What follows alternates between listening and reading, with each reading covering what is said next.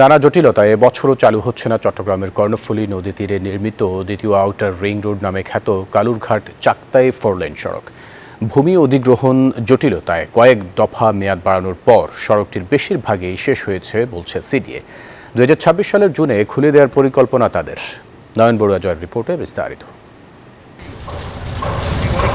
কর্ণফুলী নদীর তীর ঘেঁষে নগরীর কালুঘাট থেকে শাহবানা সেতু এলাকা পর্যন্ত নির্মাণ করা হচ্ছে সড়ক কাম বেড়িবাঁধ। চট্টগ্রাম উন্নয়ন কর্তৃপক্ষের বাস্তবায়নাধীন দীর্ঘ 4.5 কিলোমিটারের এই প্রকল্পের কাজ ইতোমধ্যে শেষ হয়েছে 80%। গড়ে তোলা হচ্ছে পার্কও।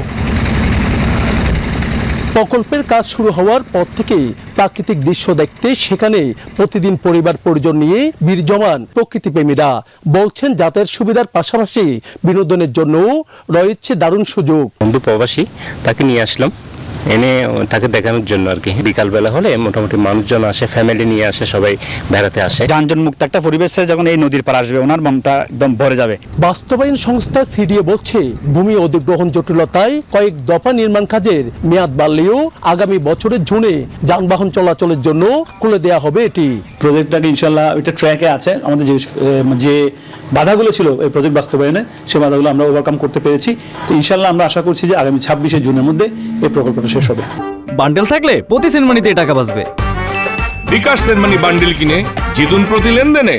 শুধু শহর রক্ষা বাদে নয়, এখানে কর্ণফুলী নির্মল বাতাস ও জাহাজের আসা যাওয়া দেখতে দেখতে অবসর কাটানোর উপযোগী সুন্দর বিনোদন কেন্দ্র গড়ে তোলা হবে বলছে সিডিএ।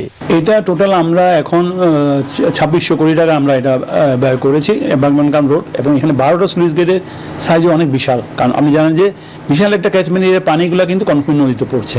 সমুদ্র পৃষ্ঠ থেকে 30 ফুট উচ্চতা 4 লেনের সড়ক কাম শহর রক্ষা বাদে বর্ষায় নগরের পানি নিষ্কাশনের জন্য 12টি স্লুইস গেট রয়েছে।